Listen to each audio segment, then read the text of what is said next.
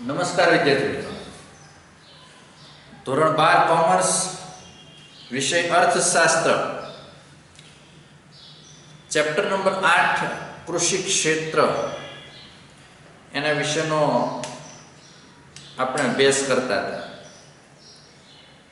છેલ્લા લેક્ચરમાં કૃષિ ઉત્પાદકતા અથવા તો ખેત ઉત્પાદકતા વધારવા માટેના ઉપાયો જણાવો એના વિશે આપણે વાત કરી હતી અને એમાં મુદ્દા નંબર 2 સુધી આપણે અભ્યાસ કરી ચૂક્યા હતા. મુદ્દા નંબર 3 સિંચાઈની સગવડોમાં વધારો, ત્યાંથી બાકી છે શરૂઆત કરી. તો ભારતનું કૃષિ ક્ષેત્ર મોટા ભાગે આકાશી ખેતી કરે છે, એટલે કે ભારતીય ખેતી મુખ્યત્વે વરસાદ ઉપર નભે છે. 2 માર્કનું વિધાન પૂછાય કે ભારતનું કૃષિ ક્ષેત્ર મોટા ભાગે આકાશી ખેતી કરે છે, વિધાન સમજાવો.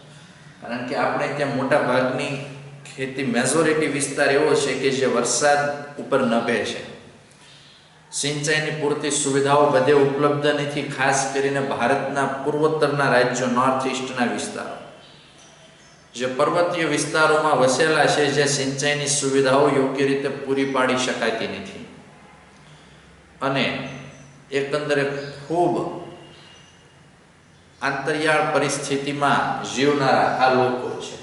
એટલે ભારતનું કૃષિ ક્ષેત્ર મોટા ભાગે આકાશી ખેતી કરે છે, એટલે કે ભારતીય ખેતી મુખ્યત્વે વરસાદ પર નભે છે, જે અનિશ્ચિત છે, જેની અસર ખેત ઉત્પાદકતા અને ઉત્પાદન પર પડે છે. જો વરસાદ અનિશ્ચિત છે અને અનિયમિત છે, ક્યારેક વધારે વરસાદ પડે, ક્યારેક ઓછો પડે, ક્યારેક ન પણ પડે, આવા પ્રકારની સ્થિતિ છે અને એની અસર ખેત ઉત્પાદકતા અને ખેત ઉત્પાદન પર પડે છે.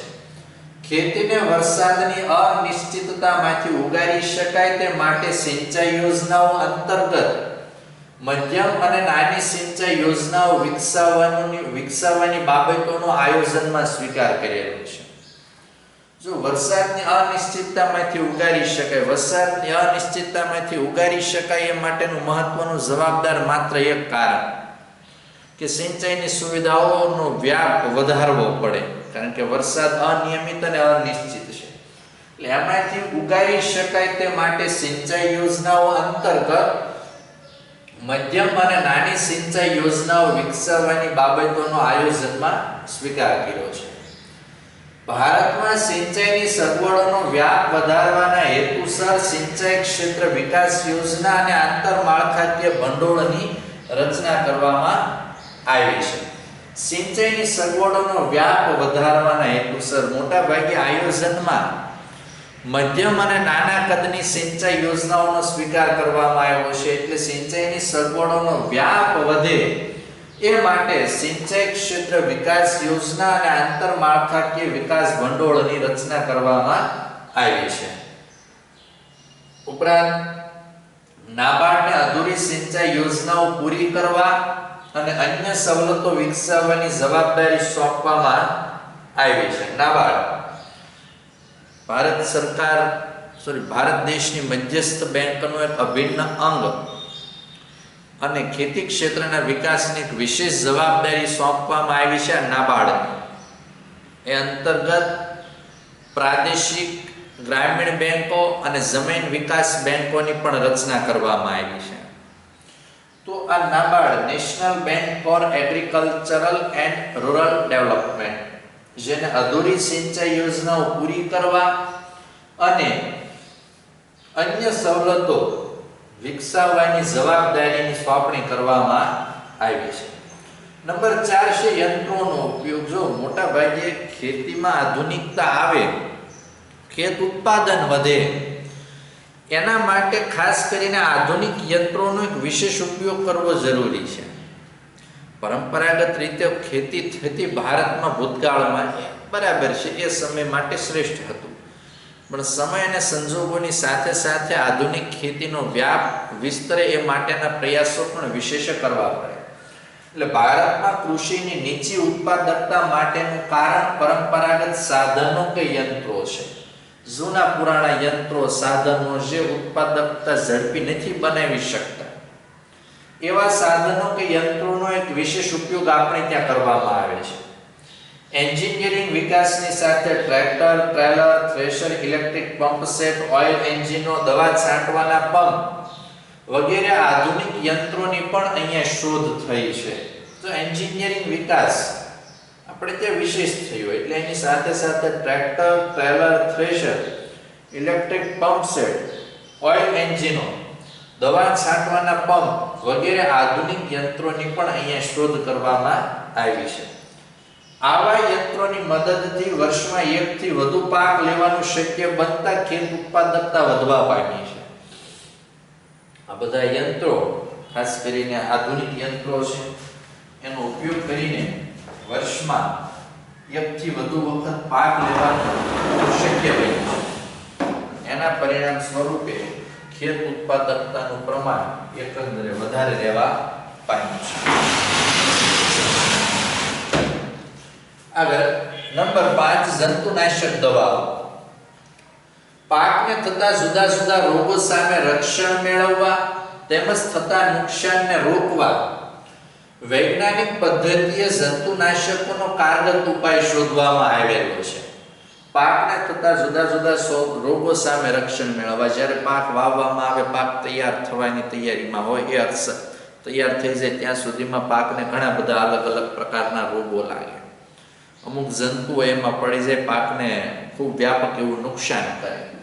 તો આવા રોગો સામે રક્ષણ મેળવવા તેમજ થતા નુકસાનને રોકવા વૈજ્ઞાનિક પદ્ધતિએ જંતુનાશકોનો એક કારગર ઉપાય શોધવામાં આવેલો છે, જેનો વિશેષ ઉપયોગ કરી થતા નુકસાનને અટકાવવાથી પણ પાકની ઊંચી ઉત્પાદકતા મેળવી શકે. એટલે પાકને જે નુકસાન થાય છે એ નુકસાનને અટકાવવાથી પણ પાકની ઊંચી ઉત્પાદકતા મેળવી શકાય. નંબર 6 ભૂમિ પરીક્ષણ. ભૂમિ પરીક્ષણ જે તે પાકને અનુકૂળ જમીનની ગુણવત્તા છે કે નહીં અને જમીનમાં ખૂટતા ઘટકોની અને તેના પ્રમાણની માહિતી આપે છે, જેથી પાક લેતા અગાઉ જમીનની ખાસ પ્રકારની ઉણપને દૂર કરી શકાય, જેથી જમીન ઊંચી ઉત્પાદકતા આપવા માટે કાર્યક્ષમ બને. હવે આપણે જાણીએ છીએ કે ભારત દેશમાં જે કંઈ જમીન વિસ્તાર છે, બધી જમીનની ફળદ્રુપતા એક સરખી નથી. કોઈક જમીન ખૂબ વધારે ફળદ્રુપ છે તો કોઈક જમીનમાં ફળદ્રુપતાનું પ્રમાણ એકંદરે ઓછું છે.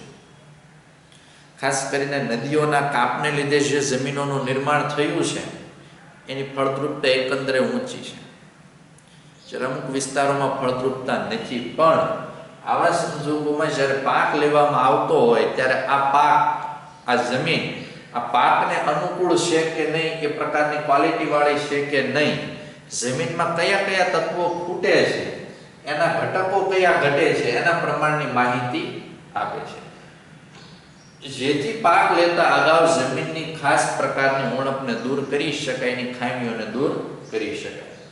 તેથી જમીન ઊંચી ઉત્પાદકતા આપવા માટે કાર્યક્ષમ. નંબર 3 છે અન્ય ઉપાયો.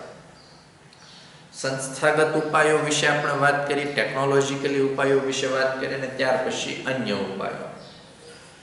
ખેડૂતોને શિક્ષિત કરવા, ખેતીની નવીન પ્રકારની પદ્ધતિથી માહિતગાર કરવા તથા ગ્રામ્ય અર્થતંત્રના કુરિવાજો બાબતમાં જાગૃત કરી માત્ર પ્રારબ્ધને સહારે, પ્રારબ્ધ એટલે નસીબને સહારે બેસી ન રહેવા બાબતે તેને સમજૂતી આપી શકાય. જો મોટા ભાગે આપણે ત્યાં એક ઓર્થોડોક્સ પરિસ્થિતિ, રૂઢિચુસ્ત પરંપરાઓ છે, ખાસ કરીને વિશેષ કહી શકીએ ગ્રામ્ય વિસ્તાર. તો સૌથી પહેલા તો ખેડૂતોને શિક્ષિત કરવા, એટલે એનો અર્થ એવો નથી કે પહેલેથી ખેડૂતોને ભણાવવાની કામગીરી કરવી, પણ ખેતી બાબતે વિશેષ એવી માહિતી આપી શકાય. ખેતીની નવીન પ્રકારની પદ્ધતિથી માહિતગાર કરવા તથા ગ્રામ્ય અર્થતંત્રના કુરિવાજોની બાબતમાં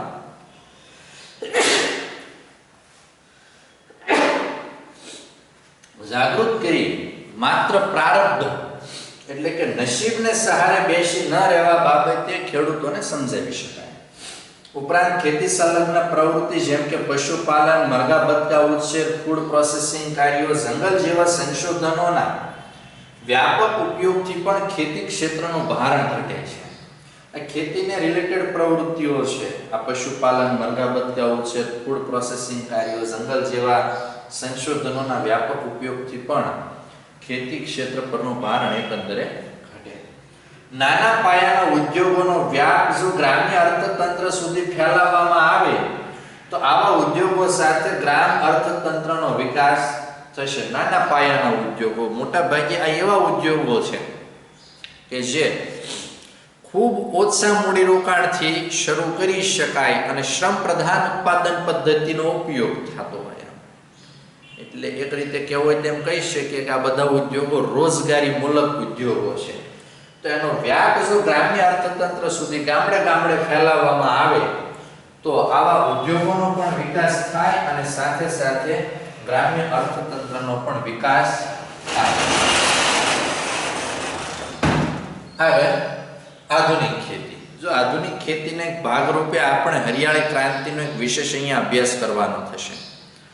આધુનિક ખેતી કોને કહેવાય અને હરિયાળી ક્રાંતિ એના અંતર્ગત થઈ એના વિશે એક વિશેષ વાત આપણે અહીંયા કરશું કે ભારતની પરંપરાગત ખેતી ખૂબ ઓછી ઉત્પાદકતા આપતી હતી. પરંપરાગત ખેતી ખાસ કરીને હળ, બળદ કે અન્ય ટાંચા એવા મર્યાદિત સાધનોથી કરવામાં આવતી ખેતી. આ પરંપરાગત ખેતી ખૂબ ઓછી ઉત્પાદકતા આપતી હતી. તેથી તેના દ્વારા આખા દેશની ખેતીજન્ય જરૂરિયાતો સંતોષવી શક્ય નહોતી. જેથી 1966 થી ભારતમાં આધુનિક ખેતીનો જન્મ થયો અને આ આધુનિક ખેતી જે હરિયાળી ક્રાંતિના નામે ઓળખાય છે. જો કે આ આધુનિક ખેતીના પ્રણેતા ડોક્ટર MS સ્વામીનાથન, જેણે આ હરિયાળી ક્રાંતિનો વ્યાપ વધારવાની એક મહત્વની કામગીરી કરી. એટલે આ પરંપરાગત ખેતીથી દેશની પૂરેપૂરી અનાજની જરૂરિયાતો સંતોષવી શક્ય નહોતી અને મિત્રો પરિસ્થિતિ એ હતી કે ખેતી પ્રધાન દેશ હોવા છતાંય આપણે બીજા દેશોમાંથી અનાજની આયાત કરવી પડતી. પણ 1966 થી ભારતમાં આધુનિક ખેતીનો જન્મ થયો. હાઇબ્રિડ બિયારણ, રાસાયણિક ખાતર, જંતુનાશક દવાઓ, સિંચાઈ વગેરેના કારણે દેશના ખેત ઉત્પાદનમાં અભૂતપૂર્વ વધારો થયો, જેને હરિયાળી ક્રાંતિના નામે ઓળખવામાં આવે છે. કયા કયા પરિબળો ભેગા થઈને હરિયાળી ક્રાંતિ થઈ? તો કે હાઇબ્રિડ બિયારણ, જે સુધારેલા જેનેટિકલી મોડિફાઈડ કરેલા બિયારણો હતા તે, રાસાયણિક ખાતર, જંતુનાશક દવાઓ અને સિંચાઈ વગેરેના કારણે દેશના ખેત ઉત્પાદનમાં અભૂતપૂર્વ વધારો થયો, જેને હરિયાળી ક્રાંતિના નામે ઓળખવામાં આવે છે. એમાં પહેલું છે હરિયાળી ક્રાંતિ. 1960-61 ખેતી ક્ષેત્રની નવી ટેકનોલોજીનો ઉપયોગ ભારતના માત્ર 7 જિલ્લામાં પાયલોટ પ્રોજેક્ટ સ્વરૂપે શરૂ કરવામાં આવ્યો. પાયલોટ પ્રોજેક્ટ સ્વરૂપે એટલે આખા દેશમાં એને લાગુ કરતા પહેલા અમુક ચોક્કસ વિસ્તાર પૂરતું જ એ કેટલું ઉત્પાદન આપી શકશે, કેવું આપી શકશે એનો એક પ્રયોગ કરવામાં આવે અને પાયલોટ પ્રોજેક્ટ કહેવાય. એટલે 60-61માં ખેતી ક્ષેત્રની નવી ટેકનોલોજીનો ઉપયોગ ભારતના માત્ર 7 જિલ્લામાં પાયલોટ પ્રોજેક્ટ સ્વરૂપે શરૂ કરવામાં આવ્યો, જે શરૂઆતમાં સઘન ખેતીના કાર્યક્રમ સ્વરૂપે ઓળખાયો. સમય જતાં તેની અદ્ભુત સફળતાને કારણે તે આખા દેશમાં લાગુ પાડવામાં આવ્યો. ત્યારે તે ઊંચી ઉત્પાદકતા આપતી જાતોના કાર્યક્રમના નામથી ઓળખાયો. શરૂઆતમાં સઘન ખેતીના કાર્યક્રમ સ્વરૂપે ઓળખાયો, ત્યારબાદ એની અદ્ભુત સફળતાને કારણે તે આખા દેશમાં લાગુ પાડવામાં આવ્યો. આખા દેશમાં જ્યારે લાગુ પાડવામાં આવ્યો ત્યારે તે ઊંચી ઉત્પાદકતા આપતી જાતોના કાર્યક્રમના નામથી ઓળખવામાં આવ્યો, જેને હરિયાળી ક્રાંતિના નામથી પણ ઓળખવામાં આવે છે. આ ઉપરાંત તેને આધુનિક ખેત ટેકનોલોજીનો કાર્યક્રમ અથવા બિયારણ, ખાતર અને પાણીની ટેકનોલોજીના કાર્યક્રમ તરીકે પણ ઓળખવામાં આવે છે. તેને આધુનિક ખેત ટેકનોલોજીનો કાર્યક્રમ અથવા બિયારણ, ખાતર અને પાણીની ટેકનોલોજીના કાર્યક્રમ તરીકે પણ ઓળખવામાં આવે છે. બસ અહીંયા સુધી આજના લેક્ચરમાં રાખીએ. આવતા લેક્ચરથી આધુનિક ખેતી વિશેનો કન્સેપ્ટ આપણે આગળ ભણીશું.